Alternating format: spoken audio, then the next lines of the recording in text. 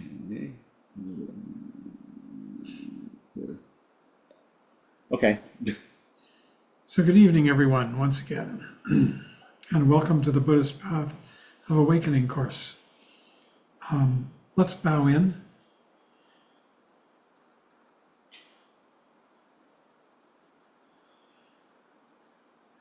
The Buddhist way of saying hello. And we are working our way through the words of my perfect teacher by Patrul Rinpoche, the great 19th century teacher.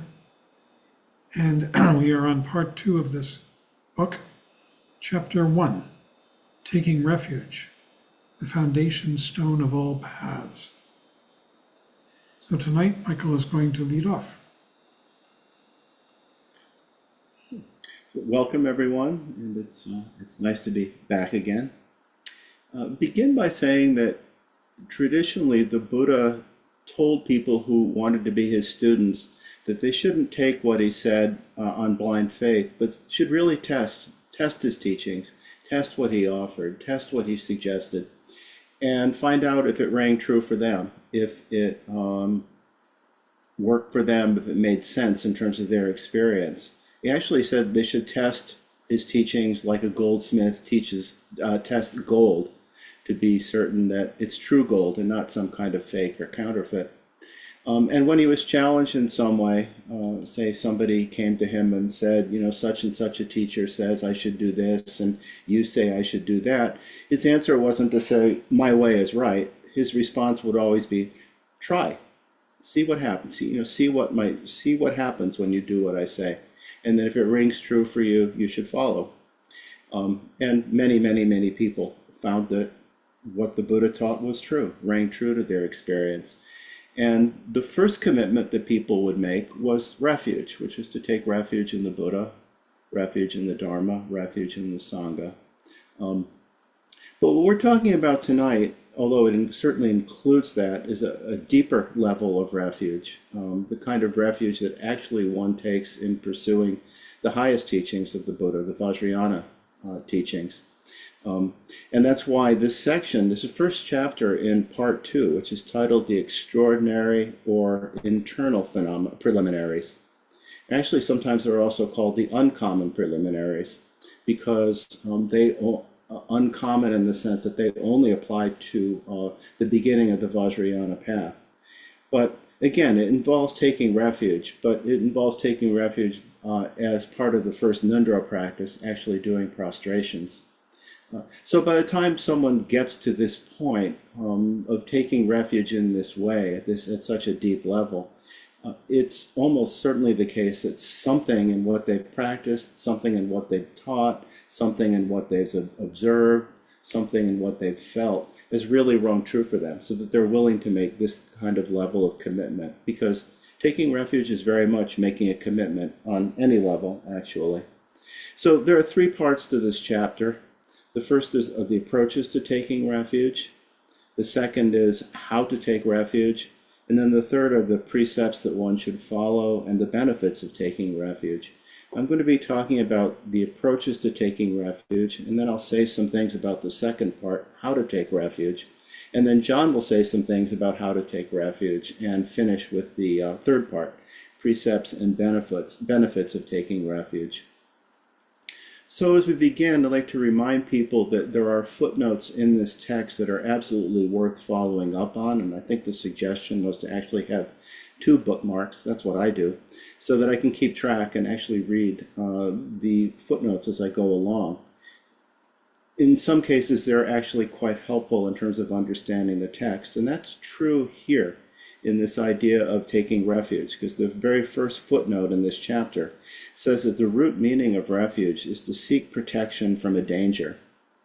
In this case, the dangers of samsaric existence. And with this, what we're asked to remember is all that we've actually already read in this book about the nature of suffering, the fact that suffering exists in all 6 realms of samsara, even the highest realms, the God realms, the jealous God realm, the human realm, and great suffering in the lower realms, the hell realm, the hungry ghost realm, and the animal realm. Whether we take these realms to be actual facts, or whether we see them as Trungpa Rinpoche presented them at times as different psychological states that people can experience, in whichever way, the reality is that all 6 realms are fraught with suffering. This is why we read the chapter about the unsatisfactoriness, or the disadvantages of samsara. Along with that, we studied impermanence, the fact that things change from moment to moment, that nothing lasts forever, and that in fact, by becoming attached to things that are changeable, we generate great suffering for ourselves. We read about the notion of precious human birth, just the opportunity to study and practice Dharma, the fact that we have an interest in it, the fact that we're able to encounter these texts, and the fact that we're able to do a meditation practice, that all of these things are important. We read about karma, the law of cause and effect, and how whatever actions we take, positive or negative, inevitably produce some kind of result. And that all of this ties together into why there is a danger to samsaric existence, and why we would want to go to something that offered us liberation, some kind of freedom, some kind of protection from the dangers of samsara. It's also said right at the start that the taking refuge is the foundation stone for all paths. And we ask, why all paths? And the answer is that it's necessary, that we need to make some kind of commitment. Ultimately, externally, you could say to the Buddha, Dharma, and Sangha, but ultimately it's really a commitment to ourselves. And this becomes really clear in the Vajrayana, that we're making a commitment to our true self, our true nature. But that in any case, the practice of taking refuge and the practice of prostrations as part of that practice really involves surrender. And for this, we need to have some faith or trust in the Buddha. We have to come to realize that what we're surrendering is ego. We're surrendering our imprisonment. We're surrendering our ignorance. We're surrendering, letting go of our pride and our arrogance, letting go of our self-importance. And that without doing so, and this is again why some kind of sense of refuge is important, without some kind of letting go, opening up, if we don't have an open mind, if we don't have some kind of receptivity, then all the Buddha's paths are closed to us. But again, it's not a question of a blind faith, but a willingness to work with whatever we're taught, whatever we experience, and that we make some kind of commitment. So with that, I think we can begin to talk about the first section of this chapter, the approaches to taking refuge. And with this, there are actually 2 sections. One is about faith, and the second is about motivation to take refuge. So to begin with faith, it's said in the text, just as refuge opens the gateway to all teachings and practices, faith opens the gateway to taking refuge. So we could define faith in different ways. I think it's easy for us as Westerners to read into what we hear, some of our Judeo-Christian background for many of us, and perhaps hear things in a way that aren't exactly, I think, as best I can tell, what the Buddha actually meant. So perhaps other words we could use for faith at this point would be interest, or confidence, or trust. Although it's actually interesting to look at exactly what faith is said to be in the Bible. The assurance of things hoped for, the conviction of things not seen. That in some sense we have some idea through our interest, through our study, through whatever sense meditation practice might make to us before we actually begin meditating. And certainly once we begin to have some experience of what meditation practice is, and begin to have some sense or some experience of peace, some experience of what it means to be open, what it means to be present, and we begin to see a contrast in our lives between moments when we're awake, present, and when we're on autopilot, when we're caught up in habitual patterns. And this gives us some some faith, some reason to trust, some confidence that what the Buddha teaches makes sense to us, could be helpful to us, could again be a protection from the dangers of samsara. So basically in the text it talks about three types of faith: vivid faith, eager faith, and confident faith. And it says that vivid faith is the faith that's inspired in us by thinking of the immense compassion of the Buddhas and great teachers. And that we might get this, it says, from representations of the Buddha, visiting a temple, an encounter with a teacher. But the basic idea is that somehow we have some idea that there's something there. It's said in the footnote that it's a spontaneous response without knowing reasons for it.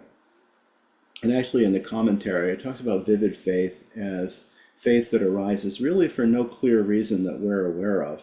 Just some idea that this makes sense, or some idea that this is good, or some idea that it could lead us somewhere that we'd want to go, without really knowing much more than that. But that's vivid faith. The second is eager faith. And with this, we begin to make some connection between our actions and their results. And we have begin to have some clarity about how our actions create habits and karma basically, and lead to experiences, positive or negative. And with that, we have some eagerness to be free of the suffering of the lower realms, particularly the hell realm, which is an environment of total anger and fear, the hungry ghost realm, which is poverty, desperation, hunger, and need, the animal realm, which is ignorance and dullness. And we have some desire to be free of these states of mind, these kinds of experiences, as well as some wish to enjoy the happiness of the higher realms or liberation. And we begin to link this with the types of actions that we engage in, the types of states of mind that we experience, and develop some desire to work with our state of mind. So here we have some idea about meditation practice, and the teachings can do something that's frankly amazing for us. So here there is faith for a reason, basically. It's more than just an inspiration or an intuition, but that we actually begin to have some sense of what the teachings mean, and where that we have some choice in our life, rather than just being trapped again, caught in samsara suffering, the dangers of samsaric existence. And then with confident faith, the third of the three, this is faith in the three jewels. It's real confidence, trust, belief, again, whatever word works best, I guess you could say, that arises from the depths of our heart. So it's a real heartfelt feeling. Once we begin to understand something about the teachings, something about what the Buddha taught, something about the teacher and the power of their blessings. And it's a real deep trust that comes from the knowledge that they're the only unfailing refuge. That we can experience this refuge however we're feeling. As it says in the text, we could experience this whether we're happy, sad, in pain, living, or dead. Dead meaning that these teachings can actually be helpful to us in the bardo state after death. And with this in the text, there are a number of analogies for this kind of faith. It's described as being like a seed from which everything positive can grow. That if it's absent, it's like a burnt seed from which nothing can grow. This kind of faith, this real confident faith, this real trust, this real is like a treasure. And it's said that it's like legs that carry us on the path, and arms that scoop up any positive quality. But the point is made that the ability of the three jewels, the ability of the Buddha, Dharma, and Sangha to reach us, depends entirely on our faith and devotion. And it talks about that with immense faith, there's immense result. Moderate faith, there's moderate result. With little faith, there's little result. And with no faith, there's no result. And brings the point up that whenever the Buddha or the teacher, the guru, is invoked with sincere faith, he or she is there. There's no near or far. And you might ask at this point, how is this not theistic? But the idea here is that the experience we have with the Buddha is not that we're lacking something that we don't have, or that there's something there that we need to have removed by some external force. It's more that the Buddha serves as a reminder of who we are, the reminder of our own intrinsic positive qualities, our own intrinsic awareness, our inherent sanity, our inherent basic goodness, and that the Buddha's presence and teachings resonate with that and wake us up to that. So it's not that they put it there. It's not that they put something in us that wasn't there to begin with, but it's more that through the teachings and through the presence and through everything that we experience, we're more able to recognize and begin to identify with that instead of identifying with our confusion. So that it's really a matter of waking us up to our true nature, and that so in this sense, it's not theistic in the sense of our lacking something that needs to be given to us. It's more a matter of waking us up to who we truly are. And it goes on to say in the text that the Buddha's compassion is present in anything. And there are two stories that he relates in the text. One with the woman who asked her son, who was traveling to India, to bring back a relic of the Buddha. And he kept forgetting, and finally one time coming back realized that he better do something, so he actually found a dog's tooth. But because the woman had such faith and it resonated with her so strongly, it actually became a representation of the Buddha in a sense, even though it was not in truth a relic of the Buddha. But again, the point is that through the teachings, through the practice, through the Dharma, through the connection with the Sangha, that we can come to realize the natural state, our natural state, as it really is. And once that happens, we feel even more extraordinary and irreversible faith and confidence in our teacher. So the second section in approaches to taking refuge, that had to do with faith, which is, you could say, the energizing factor.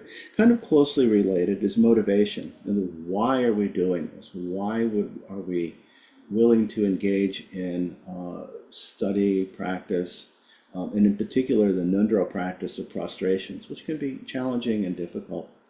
And basically, there are three levels of motivation that are described in the text. And I think these are, kind of familiar to some of us anyway.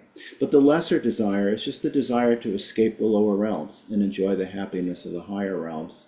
That's the lesser motivation. The middling motivation is that a person has some recognition that rebirth in any realm of samsara is suffering, and that there's no true freedom, even in the higher realms. It's less painful and more enjoyable than the lower realms, but it's still, there's suffering and still the danger of falling back into the lower realms, because once the virtuous actions, once the good karma wears itself out, then the person can fall back into the lower realms again. So at this point, the aim is for personal self-liberation, individual liberation. Nirvana for oneself, where there's this, which is peaceful and freed of all suffering. And this is the, this is the realization of the Arhats and Pratyeka Buddhas and Shravakas, the Hinayana Buddhas, the first jhana of Buddhism. And then great beings take refuge with the idea of establishing all sentient beings in the, as it says in the text, the unsurpassable and omniscient state of perfect and complete Buddhahood. In other words, the person's wish to practice, the motivation for practice, is coming to some realization that the only way we can truly help all sentient beings is to develop Buddhahood in ourselves.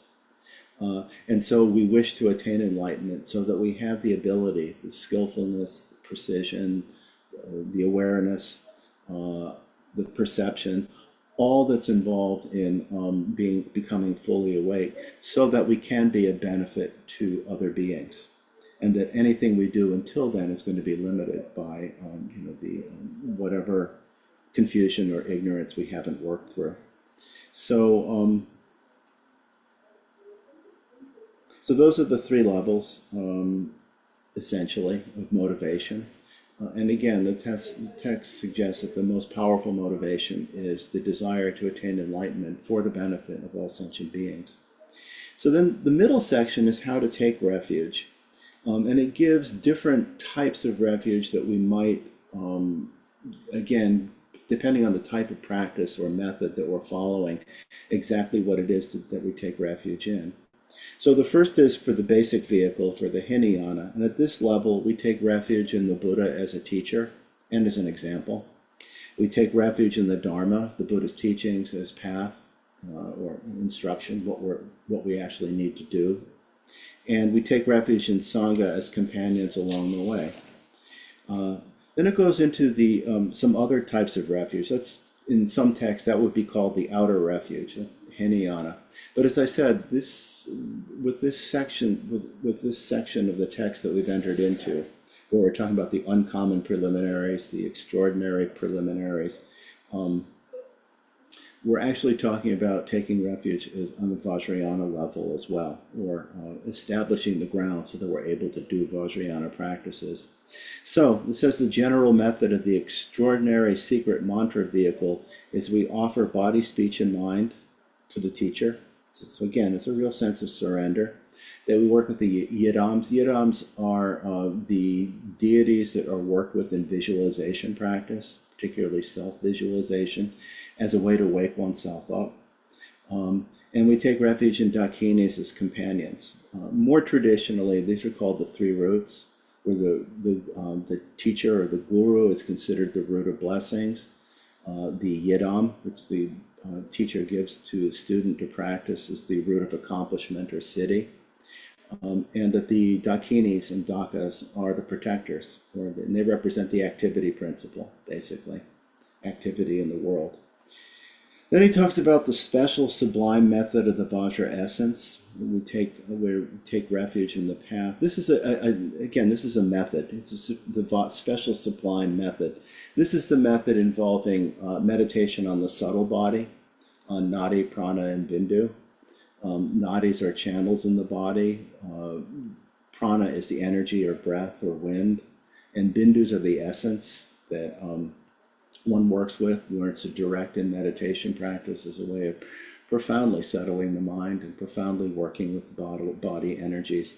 So in this case, and this would be more on the secret level, the extraordinary secret mantra vehicle or method is the inner. This would be secret. In terms of traditional teachings, one takes refuge in the nadis as Nirmanakaya, representation of Nirmanakaya level of Buddhahood, form body of the Buddha. The energies as path or Dharmakaya Sambhogakaya level, and purifies the essence or bindus as the Dharmakaya, the fully enlightened Buddha. And then finally it talks about the ultimate and infallible refuge, and again this is in the Nyingma tradition, is the indestructible natural state of mind, or Rigpa, awareness, which is based on primal wisdom inherent in the refuge. And it talks here about nature, expression, and compassion as three inseparable aspects of this fundamental nature of mind. The nature of wisdom, the nature of mind is emptiness, unfindability, inexpressible, ungraspable, beyond words. Its expression is clarity. Sometimes it's called luminosity, but and then its compassion is all pervasive. So here, he says that taking refuge here means to realize in one's own mind stream with total confidence in the inseparability of these three aspects of primordial wisdom. And it's called primordial wisdom because it's there from the start, pure from the start, always there. But again, the real question, the real point in Vajrayana teachings in particular is, do we recognize that? Do we have confidence in that? Do we have some trust in that? So that's, again, why it's considered actually the ultimate refuge, and why you could say in the end, in one sense, refuge is really about coming to awaken and realize and have full confidence in our true nature. With that, the text goes into some explanation of the visualization that goes with taking refuge, beginning with visualizing the field of merit. And here again, there's a footnote that says that because of the enlightened qualities of the Buddha, Dharma, and Sangha, the effect of any positive action directed toward them has enormous power, that we accumulate merit, or you could say clarity, or any kind of positivity by directing our surrender, our openness, our willingness to let go and open up toward Buddha, Dharma, and Sangha. And this goes back again to what was said in the beginning, why refuge is necessary, why it's the foundation of all paths. And the idea is without some willingness to surrender ego, surrender our ordinary scheming, our ordinary involvement with worldly activities, if we're not able to let go of that, then our progress on the path is going to be hindered. And that through the practice of taking refuge in prostrations, we develop an open mind or a receptivity because of our willingness to let go that allows us to step beyond all of that. So really it comes down to our ability to let go of our attachment. He goes into some description of the visualization, which I'm not going to say a whole lot about, but the main idea is to have a real sense of beauty, the pleasant, perfect. And he's also describing refuge in the Nyingma tradition, which is why the center of the visualizing a tree, and the center of the visualization is a Padmasambhava, but a white Padmasambhava, bright white Padmasambhava. If we were taking refuge and doing prostration practice in the Kagyu tradition, the center of the visualization practice would be Vajradhara Buddha, the Dharmakaya Buddha, who's blue. And both blue and white are used as colors to sort of represent Dharmakaya, completely open, completely boundless, inexpressible mind. And then around the central figure are all the Buddhas, gurus, bodhisattvas, Dharma protectors, as well as the Dharma itself in text form behind the tree. But it is important in doing this practice to know the details, know something about the meaning of what you're visualizing. And then he says we should actually think of all these figures of refuge with their immeasurable qualities of knowledge, love, and power, leading us as our only great guide. And when we do this practice, we not only prostrate ourselves, but we visualize that all sentient beings are prostrating with us. This is an expression of our desire to free all beings from suffering. It's interesting in this text, he talks about having our enemies, the people who opposed us, harmed us, having them in front. And on page 181, he goes into all the reasons why we would want to put them even ahead of our parents. So it's not that we need to go out and create enemies or obstacles, but we just come to appreciate something about how even negative experiences and obstacles actually can become part of our path, can further our path. So it's really worth looking at that section on 181 and contemplating what he says about what enemies and negative circumstances can mean in terms of actually furthering us on the path. And then he concludes by saying that you would dedicate the merit at the end of the practice. This is very much like what we read in the first part of the book, where he said that any practice begins with the three parts to any practice. The first was generating, bodhicitta, the desire to practice, the desire to attain enlightenment for the benefit of all sentient beings. That in the practice itself, that we actually practice with some sense of letting go and non-conceptuality. And then at the conclusion of practice, that we dedicate the merit to the benefit of all sentient beings. So it's that same thing again. And then he talks about in post-meditation really having a sense of these refuge beings being in our life, being present to us, even in post-meditation. So that again, they serve as a reminder of our inherent true nature, our capacity to open up, our ability to be awake. So with that, I'm going to stop and turn it over to John for the remainder. But again, thank you, and it's good to be back.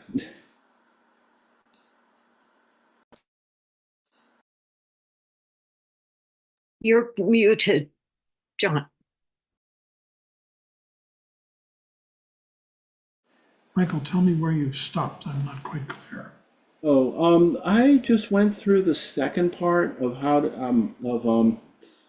how to take refuge with where he describes the visualization, and I thought maybe you'd want to say some more about that part and then go on to the third part of the text, or maybe you feel it's what we've already covered is sufficient. I'm not sure.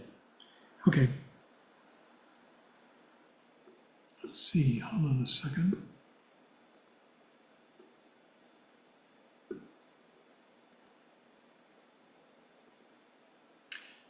Hello, everybody.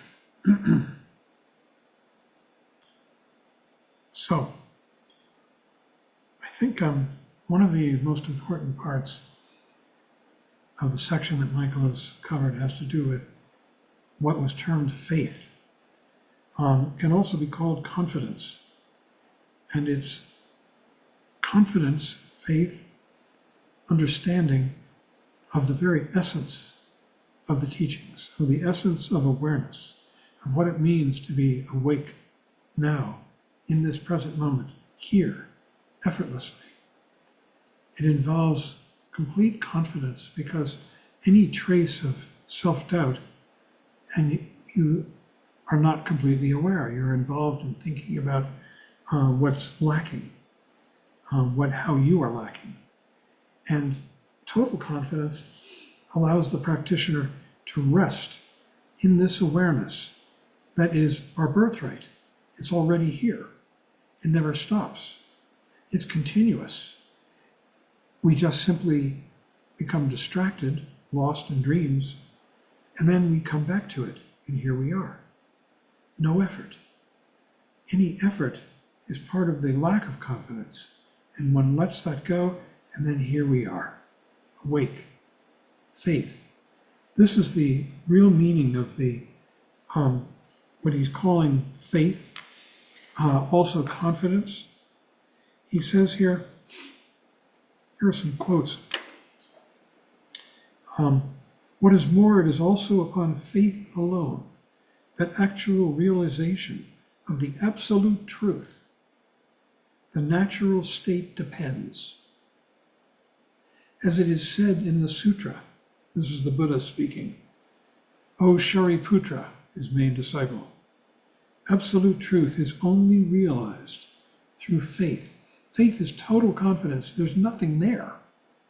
You're not doing anything when you have faith because you don't need to. The faith is that this is it.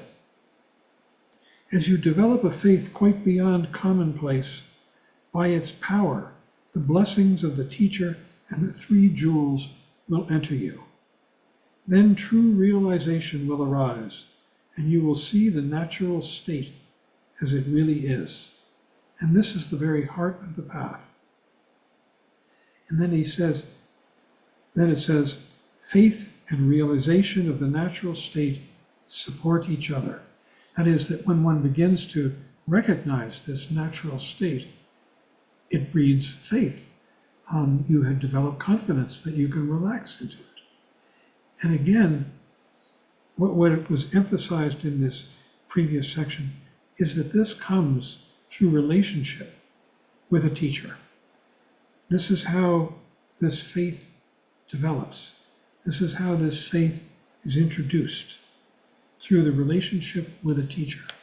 And so one begins to develop enormous devotion to and trust in the teacher principle, the very idea of the guru. So when we take refuge at this level, the level of the uncommon preliminaries, meaning what's called prostrations. Prostrations is really the name for taking refuge. You prostrate as you take refuge. And you start out by saying like this, I take refuge in the Guru, I take refuge in the Buddha, I take refuge in the Dharma, I take refuge in the Sangha. And you do the prostration. I take refuge in the Guru first. Absolutely, throughout the Vajrayana, throughout the Tantric teachings, the Guru principle is absolutely primary, essential, number one, because it's only through the Guru that one experiences, discovers faith in the absolute nature. And then he gives all of these descriptions about how to visualize, and I'm not going to go into this. We could, for those of you who are doing Nundro and doing this visualization, but it's not necessary for people who are not doing Nundro yet, but simply to take refuge in the Buddha, or you could take refuge in the teacher and then the Buddha, the Dharma, and the Sangha. And one could do this at any time, throughout the day and night. It's a matter of really making a commitment to oneself to wake up using these particular tools. That's what this is all about, this whole section. The commitment to oneself to awaken from confusion using these tools. So he says the actual practice of taking refuge. First, you visualize the field of merit, the Buddha, the Dharma, and the Sangha. And one considers where this is. This is the description of what you do, the visualization, if you're doing tantric practice, like doing prostrations. And you have a wish-fulfilling tree with 5 branches and so forth. And as Michael said, in the Nyingma scheme, which is what this is, because Patrul Rinpoche himself was Nyingma. And for those of you who don't know, there are 4 main sects of Tibetan Buddhism. The first one is the Nyingma sect. The second is the Kagyu in historical appearance. And the third is the Sakya. And the fourth is the Gelugpa. The Nyingma sect, the name Nyingma literally means old ones.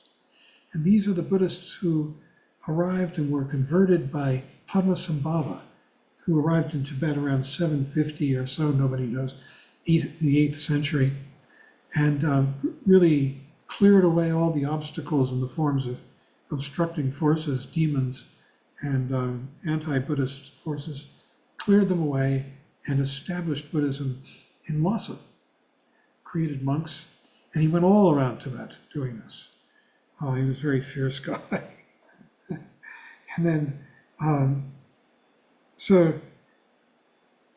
the second sect, what happened was that then in the 900s, an evil king came to power in Tibet, so-called evil. For those of you who are Jews, he was kind of the Haman of Buddhism. And he suppressed Buddhism. And he was assassinated by a monk. And then eventually in the late 900s, early 1000s, Buddhism came back. It had never really disappeared, it had just gone underground when this particular evil king, One Dharma was his name, was about. And then Buddhism came back and it reestablished itself. And the first reestablishment was when Marpa, who was a farmer, decided that he was going to make some money by going to India and bringing back Buddhist teachings and selling them. So he did that. He went to India and he brought back Buddhist teachings. He went twice, actually. And he became completely, of course, convinced and became a Buddhist in the deepest sense and established the Kagyu sect. Kagyu means the lineage of the word. Ka is word and Kyu means lineage. And then following him, about 100 years, 100, 200 years later, came the Sakya and Gelugpa sects. Gelugpa appeared in the 1400s. So all of these sects developed their own slightly different versions of their approach to these teachings that we're doing right here. This description that you're getting, as Michael pointed out, is the Nyingma description of the lineage tree, the central figure, which is Padmasambhava, the great Vajradhara of Udayana. Udayana was where Padmasambhava was supposed to be from. Nobody knows where it really was, but it was probably in what is now a region of Afghanistan, the Swat Valley. There is this famous valley in Afghanistan that is dominated by a peak, a mountain peak called Nanga Parbat. And Nanga Parbat is one of the 8,000 meter peaks of the Himalayas. And it's remarkable in that it has the highest vertical rise from its base to its top of any of the 8,000 meter peaks. And there are all kinds of stories about Nanga Parbat, which I'm not going to go into, but we did have some, back before the troubles in Afghanistan, there were 2 of Trungpa Rinpoche's students, Max and Klimberg, and his wife, whose name escapes me, but they were archaeologists, and they used to go to the Swat Valley of Afghanistan and all the time. It was the western terminus of the Silk Routes. That means that the Silk Routes ended on the western end in this Swat Valley. They came across this vast desert area, one to the north and one to the south, of what's called the Taklamakan. And all these different cultures moved back and forth from the Swat Valley and to the Swat Valley and left their remains there. And what Max said was that if you dug down, it was like a layer cake of cultures going over a period of 1,000, 2,000 years.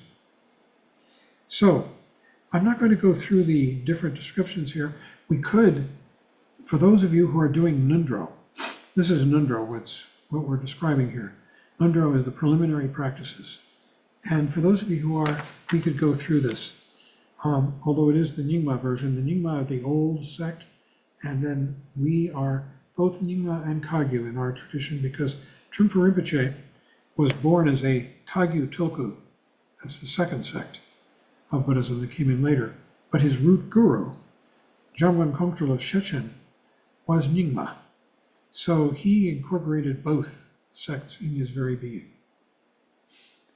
I want to say a word about the Trikaya.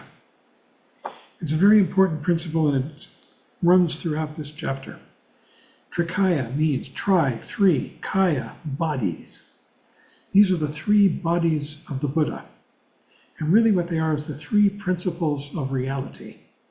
And it's not going to be something that I'm going to sum up in just a few words. I'll give you the basic, one basic explanation. You will come across this over and over and over as you proceed into the Vajrayana. It is the foundation, one of the foundational principles anyhow. So the three kayas, the Dharmakaya, Sambhogakaya, and Nirmanakaya. Dharmakaya means the truth body of the Buddha. And what it refers to, really, among all things, is emptiness. That what we are in the midst of here is fundamentally empty of any own being. Own being is usually the translation of the term svabhava. Sva means own and bhava means being. And what it means is that none of this actually exists in any solid way. It only seems that way to our minds. But in point of fact, nothing inheres. Everything is constantly changing. Just like these gestures that are moving across the screen, these words that are coming out of this mouth. Your attention now, as I direct it to your seat on the cushion or the chair that you're sitting on, suddenly you're feeling a tactile sensation. All of these things arise and pass away in the instant. They do not endure for even an instant. It's just a constantly shifting, constantly changing presentation that has no essence, that has no substance, that has no being. And that is what the Dharmakaya is all about. This is the body of truth. This is the body of the fundamental nature of reality. And then the Sambhogakaya, the second kaya, which is that nonetheless, while these things arise without being anything, they nonetheless communicate. They communicate qualities. The blue of this shirt, the sound of this voice, the tenor of this voice, the sensation of your bottom on the cushion, the temperature of the air, the taste of that drink that you're putting in your mouth. All of these qualities, even though there's nothing that actually exists, they're communicating. This is called the Sambhogakaya, which is often translated as the enjoyment body of the Buddha. So we have the truth, the reality body of the Buddha, the Dharmakaya, and now the enjoyment body of the Buddha, which means that all of this stuff that doesn't exist is nonetheless communicating vast quantities, endless qualities. And then the third body of the Buddha is called the Nirmanakaya. Nirmanakaya often is translated as apparition or presentation. The Buddha himself in his physical body is a Nirmanakaya. He's a representation of reality that actually, has substance. And what it means is that while nothing exists and yet presents itself, it seems to move through the world as though it had substance.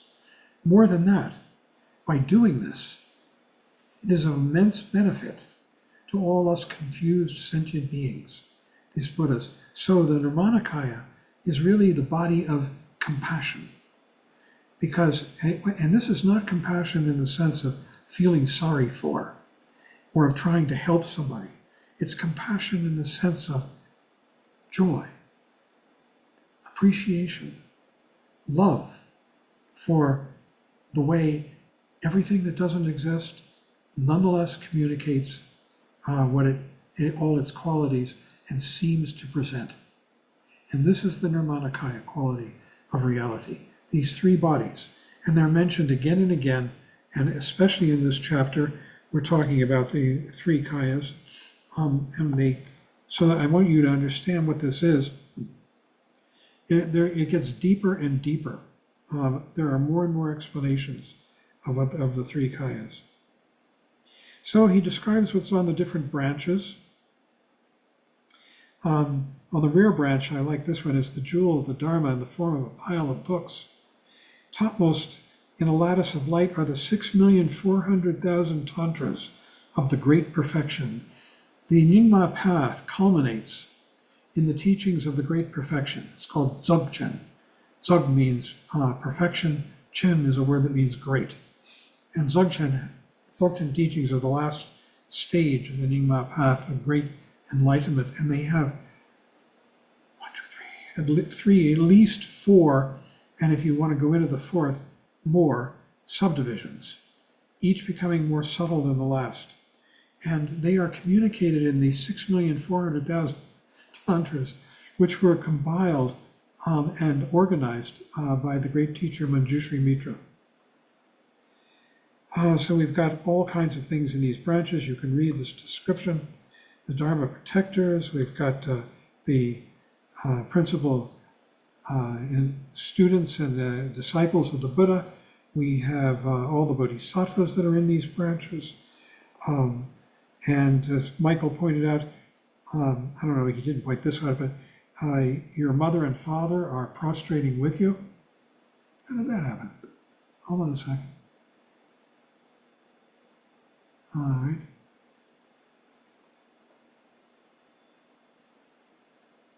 And your mother and father are prostrating with you, as well as all your friends and your enemies. And we're going to come to that. That's very interesting. And so expressing your respect for your body, you do prostrations. Expressing respect with your speech, you recite the refuge prayer. I take refuge in the Guru, I take refuge in the Buddha, I take refuge in the Dharma, I take refuge in the Sangha. And expressing respect with your mind, you cultivate this following thought. O teacher and three jewels, whatever happens to me, favorable or unfavorable, pleasant or painful, good or bad, whatever sickness and suffering befall me, I have no other refuge or protection than you. From now on until I reach the very heart of enlightenment, I place all my trust and faith in you. I shall seek neither my father's counsel nor my mother's advice, nor decide upon my own. It is you, my teacher, and the three jewels that I take as my support. It is to you that I make my offerings. I pledge myself to you alone. I have no other refuge, no other hope than you. And when you begin to understand this and connect to this, you are beginning to develop the true understanding of awakened mind. And that's why you can do this. This is not a wishful promise. This is an expression of deep understanding. And then he says, recite this in the sukhatas. Those are the sukhatas are the ones, they're Buddhas. And sukhatas means gone to bliss. In the sukhatas are the three roots. The three roots are the Guru, the Yidam, and the Dakinis. And Michael explained that a moment ago. So in the sukhatas, the Buddhas of the three roots, the true three jewels in the bodhicitta, that's the awakened mind, the nature of the channels, energies, and essences, these are the inner subtle body. Your channels, thousands of channels running through your body, carrying wind or energy, prana, and little essences in the form of bindus. This is another description for the body, instead of talking about flesh and muscles and bones.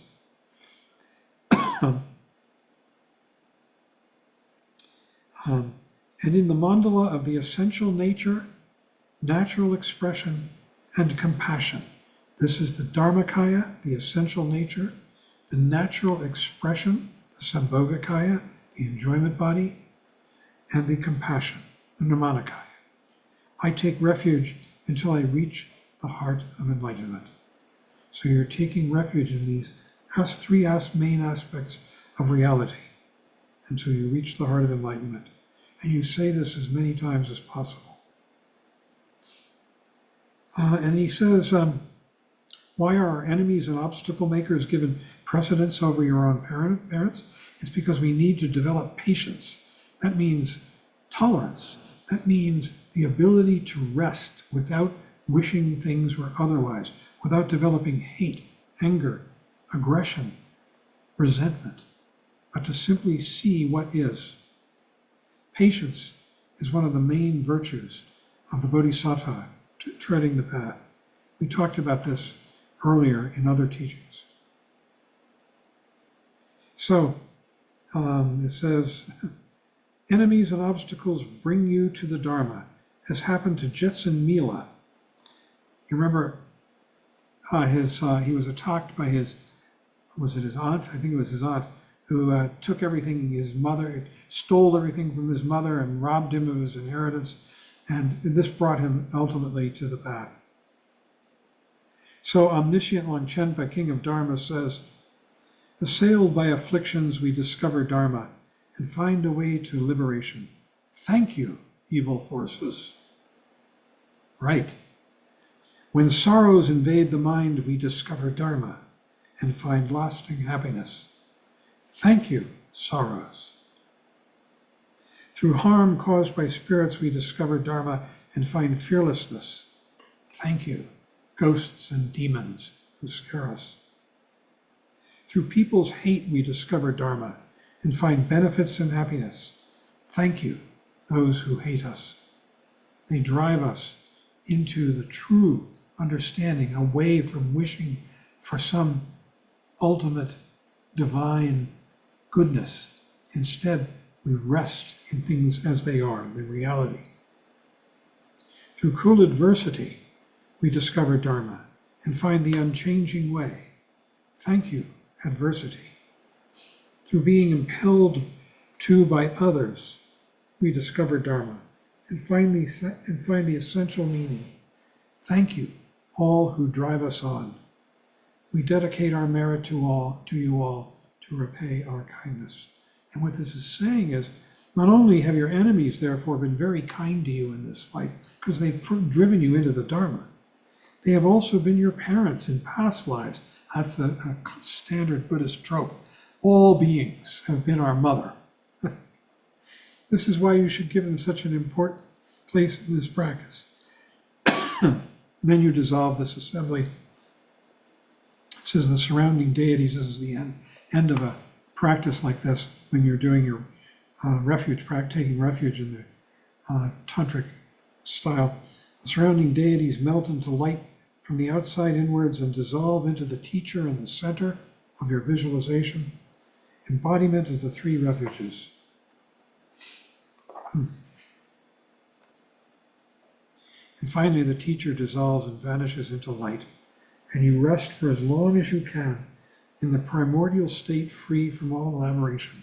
Through all tantric practices, you will be enjoined to do this, to rest in absolutely clear, awakened awareness. We can do it right now. Here we are. No effort. This is it. And then you start thinking, oh, is this it? Am I doing it right? And then you're back in samsaric mind. So he says, rest for as long as you can in the primordial state, free from all elaboration, the Dharmakaya, without any movement of thought. As you arise from this meditation, dedicate the merit to the infinity of beings with these words. Through the merit of this practice, may I swiftly accomplish the three jewels, Buddha, Dharma, Sangha, and establish every single being without exception on their level. Then he goes into the precepts and benefits of taking refuge. There are 3 things to be abandoned, 3 things to be done, and 3 additional attitudes to be observed. The 3 things to be abandoned. You don't pay homage to deities within samsara. By deities, it could mean anything. It could mean gods, literally, like Jesus or Yahweh or Vishnu or Hindu gods, Shiva. Okay. And you don't pay, or it could be sort of mundane gods, like presidential candidates or people that you admire, great rock singers or movie stars. There are no gods. So you don't pay refuge to deities within the samsara. They won't liberate you. In fact, you will become enslaved to the idea of achieving some kind of better perfection. So don't take them as your refuge for future lives. Make offerings to them or prostrate to them. Just let them come and let them go. Having taken refuge in the Dharma, do not harm others, even in your dreams. This is to be abandoned. Make efforts to protect others as best you can. These are the 3 things to be abandoned. And finally, the 3rd thing is, having taken refuge in the Sangha, do not get involved with Tirthakas and other such people who do not believe. Tirthakas are non-believers. Tirthakas are people who actually, they're not non-believers. They believe in something different than what these teachings are.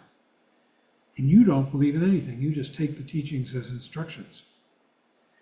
So having taken refuge in the Sangha, do not get involved with these Tirthakas and other such people who do not believe in the teaching of the conquerors, that's the Buddhas, or in the perfect Buddha who taught it. This includes those who insult or criticize your teacher and the Dharma, for instance, or who denigrate the profound teachings of secret mantra.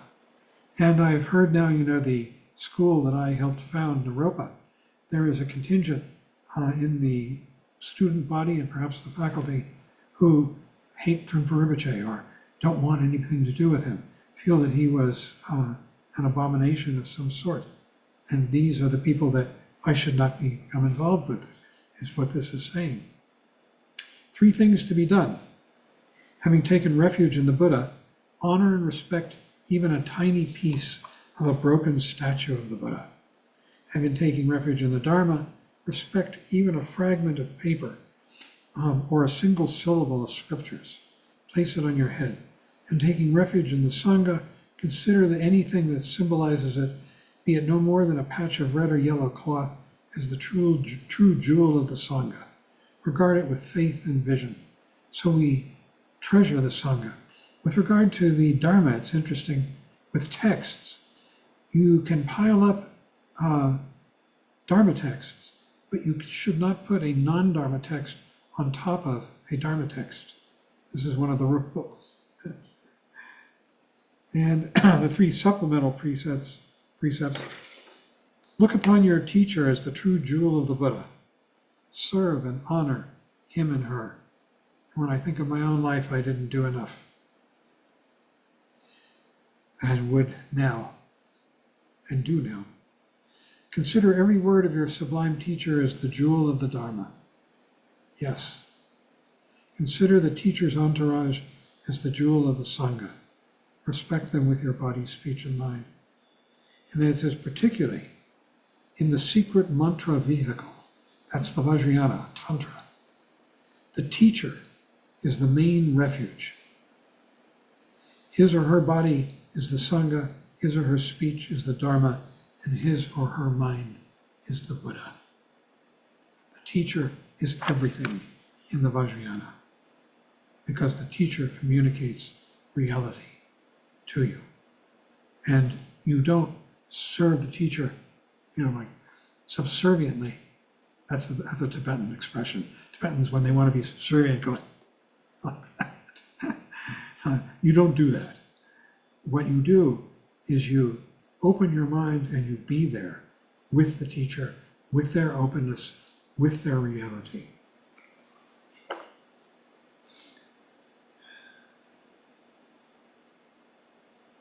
and recognize the Buddha's compassion in everything that helps you and makes you happy.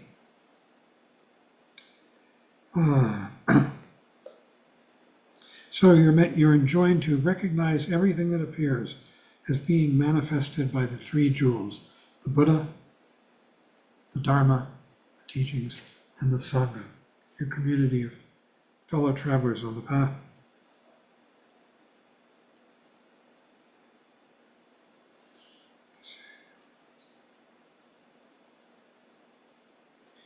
It says all good and desirable circumstances in this life, comfort, happiness, popularity, profit, or whatever, spring from the compassion of the three jewels.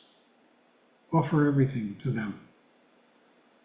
Offer to them whatever sources of merit you create: prostrations, offerings, meditation, meditation on deities, recitation of mantras, and so on, and dedicate all to the benefit of all beings.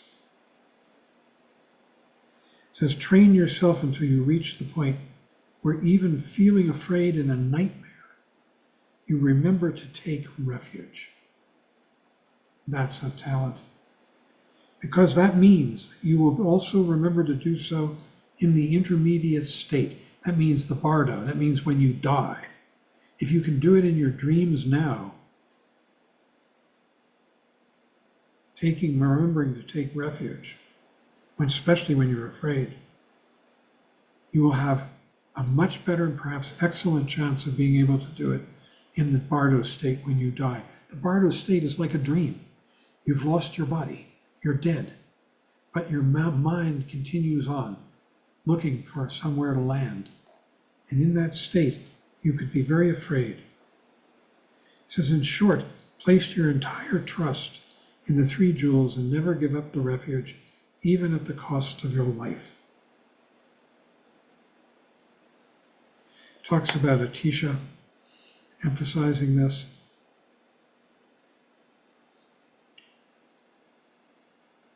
As the sutra puts it, those who take refuge in the Buddha are true lay followers. They no longer should seek refuge in any other deity.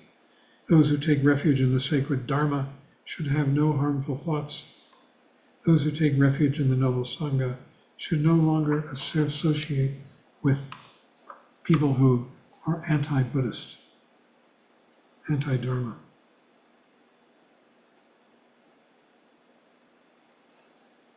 Okay, so you don't place Dharma books on the floor. You don't put non-Dharma books on top of them. You don't step over Dharma books. And he says, and you don't wet your fingers as you turn the pages of Dharma books. All right. And the Buddha says that at the end of 500 years, my presence will be in the form of scriptures. Consider them as identical to me and show them due respect. They are particularly sacred.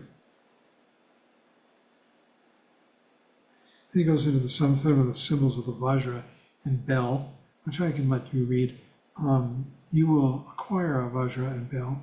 There's one, well, it's hard to see them, but they're right over there on that table over my shoulder, because they're used in Vajrayana practice all the time. And they're the representations of the Buddha's body, speech, and mind. And they contain all the mandalas of the secret mantra Vajrayana. And so they're considered extraordinary Samaya objects. Samaya means discipline. You should always venerate them. Finally, the benefits of taking refuge. It's the foundation of all practices. When you take refuge, and you really are doing it sincerely, you, as Trungpa Rinpoche said, you've given up other paths. You've given up looking for other alternatives. You have committed yourself to working with yourself on this particular path with these particular set of tools. You're not looking for anything new or different. By taking refuge, you plant the seed of liberation within yourself. This is so important. This is the essence of the path. This is the essence of what refuge means. You are planting the seed of liberation. How? By coming completely, utterly, non-referentially present, without doubt, with total, you can call it faith, but faith sounds like a belief. This kind of faith isn't a belief, it's utter confidence in this right now. You distance yourself from all negative actions you have accumulated and develop more and more positive qualities, which is all saying the same thing. Ultimately, this will lead you to the state of Buddhahood. Unknown caller. Sorry, getting a jet call.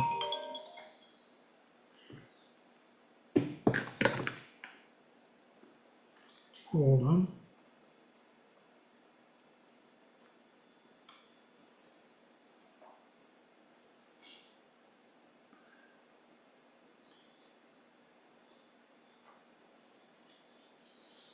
Okay.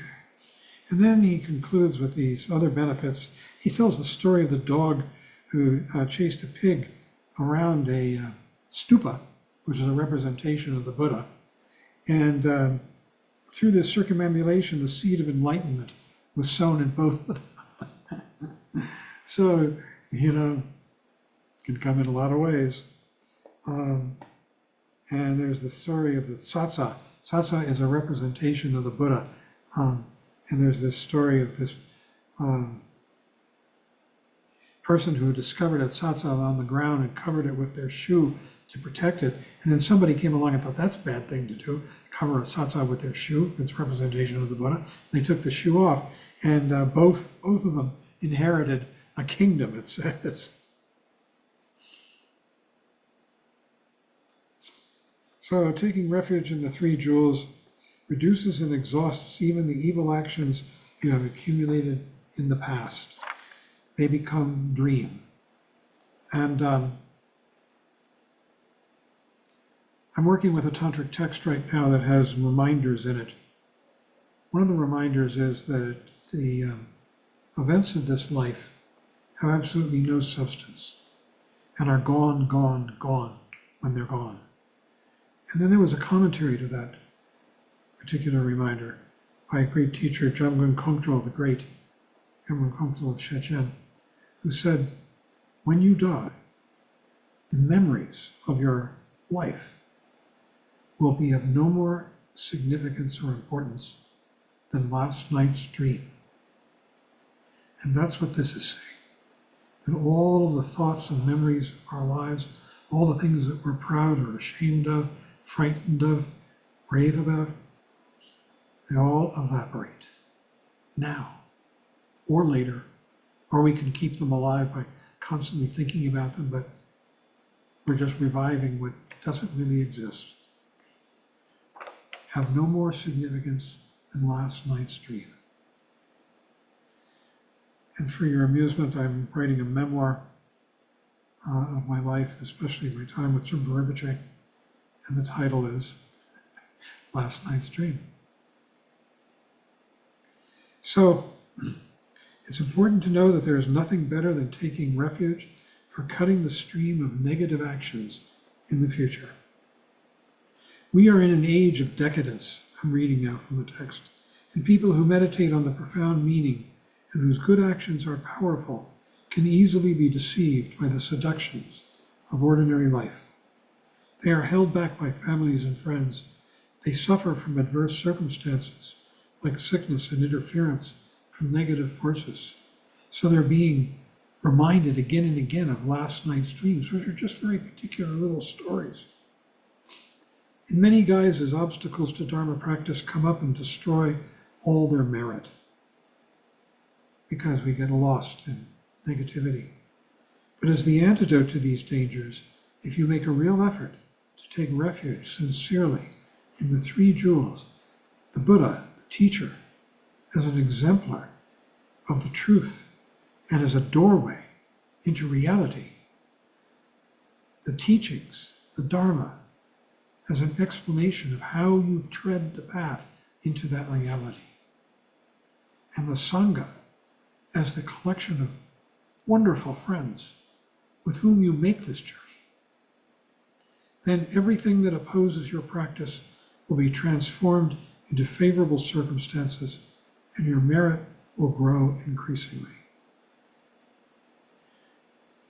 There is no better way to dispel the ills of this life than to take refuge from the bottom of your heart in the three jewels. This is something from the bottom of your heart with genuineness. And in future lives, it will bring you liberation and omniscience. Omniscience is a term that indicates Buddhahood. It is hard to even imagine all the benefits of refuge.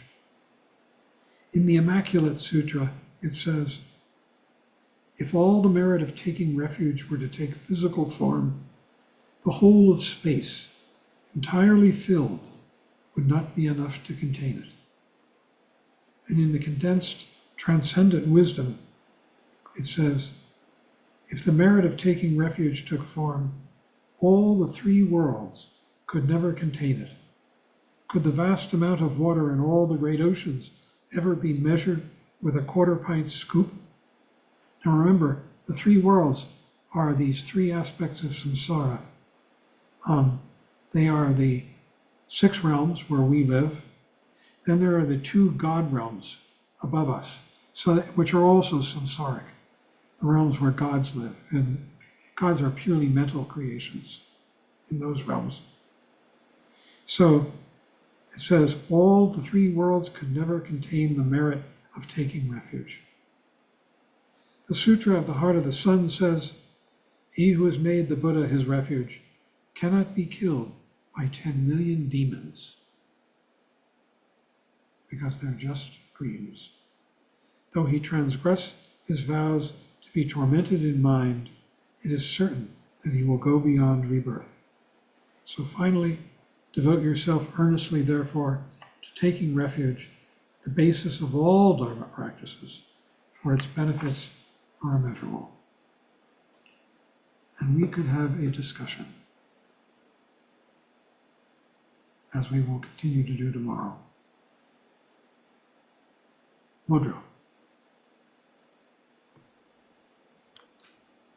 I think at some point during Michael's talk, it really hit me how much our classes have been lacking from my life, have been missing over the past month. And I don't think that I was aware of it until today, how involved with samsaric activities I've actually been for the past month. And just the presence of the Sangha is reminding me of how profoundly my refuge, taking refuge, has been for me. I feel immensely grateful that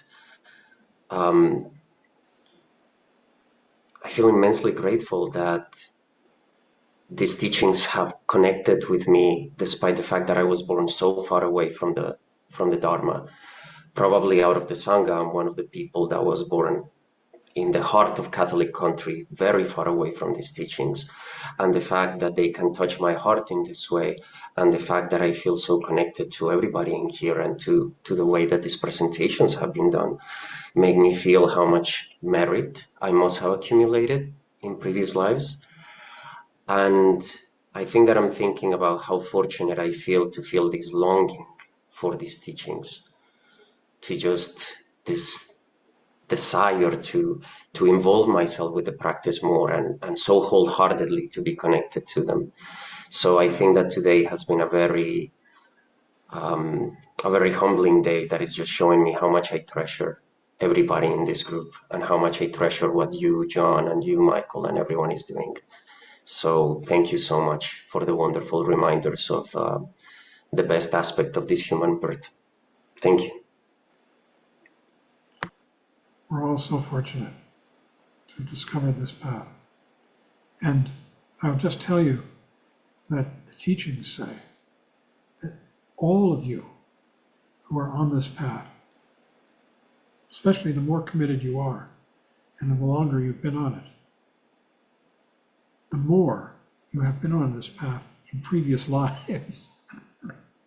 And that's why we're all making this connection now. They say this so powerfully over and over again. And I like it. I mean, I think, to me, it makes more sense than not.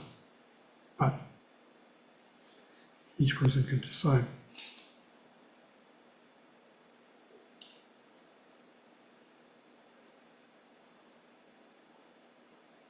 And Pap Antonio. Thank you, everyone who has spoken tonight. But I think there comes a point for each of us when we make an affirmative decision to take refuge. Like Lodra, I was raised in a Catholic tradition, and that there's a huge amount of baggage that comes with that. At the same time, there's a certain mental forming that comes with that, and how to move from all that, where you come from, from your baggage onto the path, is a proactive decision that gets made at some point in each of our lives. We as Westerners just don't fall into it. So and I certainly agree with what you just said, John, about and Lodro as well, about your past meritorious activity in earlier lives.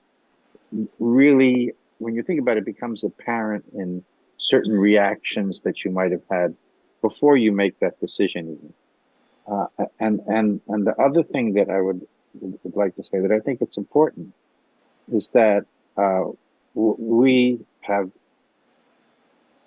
come to the path. I think of the tragedy of what is going on in Myanmar today, where people who have been raised as Buddhists are killing, destroying, trying to eliminate minority groups, regardless of their political motivation. And I just find that irreconcilable how someone raised as a Buddhist can move to that stage. But that's separate. Thank you. Thank you. Yeah, there are always the perversions of the teachings.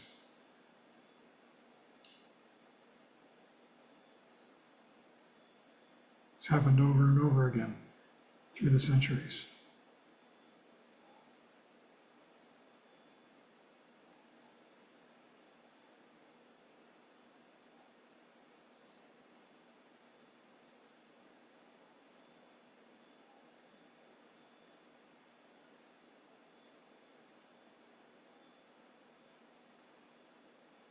Nobody? This is a conversation stopper.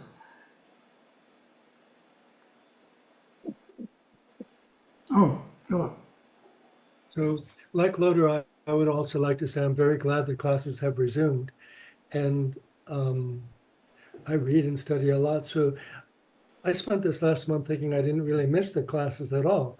But like Lodra, about an hour and a half ago, it struck me quite clearly that I missed them very much. So thank you all. Thank you too. Judy.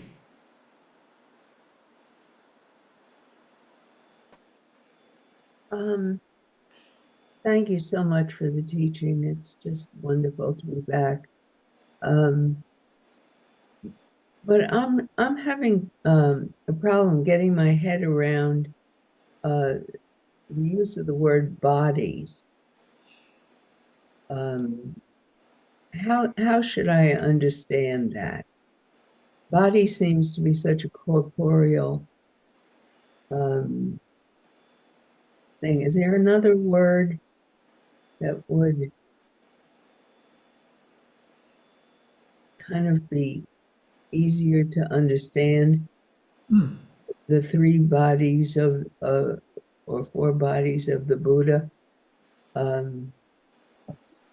Yeah. Aren't kayas like vehicles? Would that be a word that would apply, or could you explain that, please? Yeah, I think it's a good point. I mean, it's just an English translation. which is sort of arbitrary. We find a word that we think works. Xinyi is suggesting manifestations. I've heard teachers suggest dimensions. Oh, Who does? dimensions, yeah. And manifestations. Yeah, Oh, Kaya is a great. very magical word. The word Kaya is very magical. It's in Sanskrit.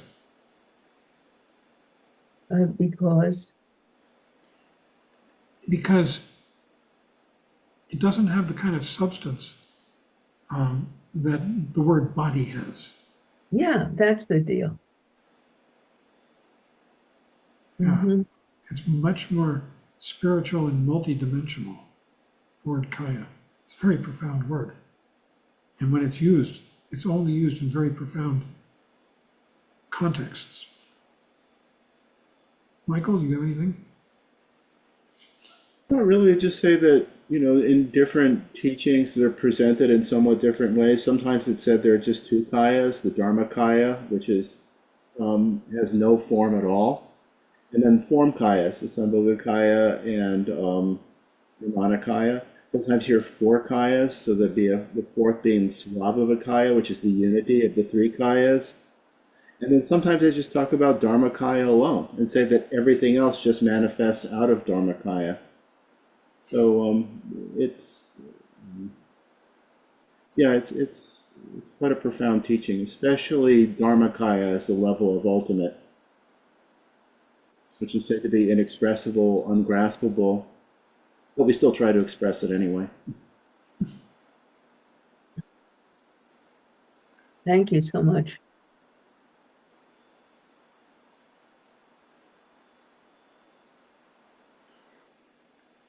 Well, perhaps we should end with the closing chants.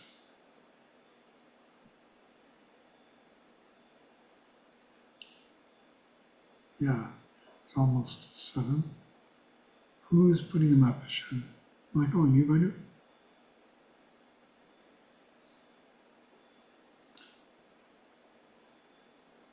to? Okay, we'll close by saying a prayer for peace and then dedicating the merit earned by our practice to the benefit of all sentient beings.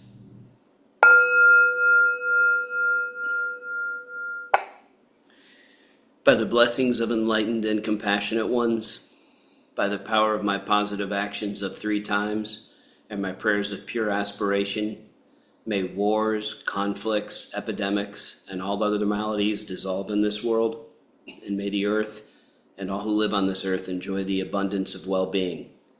May all learn to live lovingly with each other.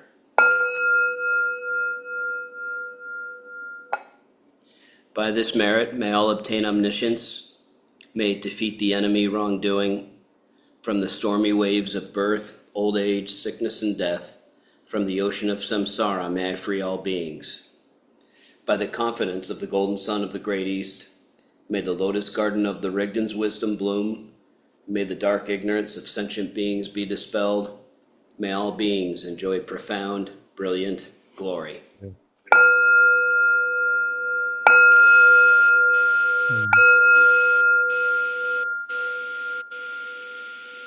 Thanks, everybody. Thank you, everyone. Thank you all so much. Thank you. Thank you for everyone. coming back. To everybody. Everyone, John. excuse me, everyone, just a minute. I'd like to ask a favor. If you could do me the honor, I have to put my sweet little old decrepit dachshund Connor to sleep tomorrow.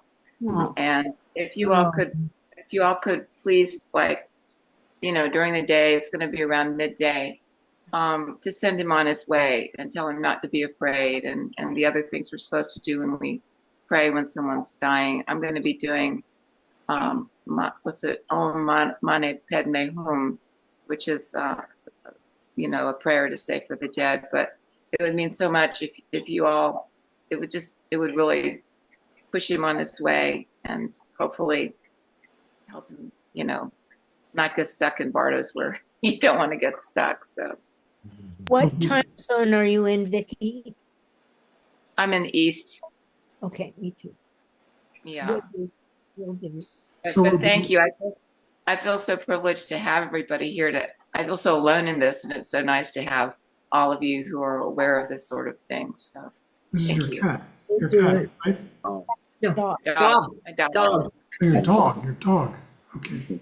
Oh, My that's dog's good.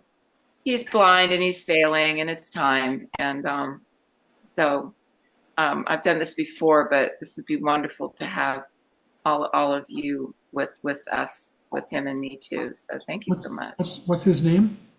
Connor. Connor. We'll do Tonglen Yeah. for Connor tomorrow morning. Yes, you must remember. Thank you very much. Okay. Okay. Thank you for the Okay. opportunity. Night. Peaceful night. Good night, everyone. Take care. Thank Good you. everyone. Thank you. Bye.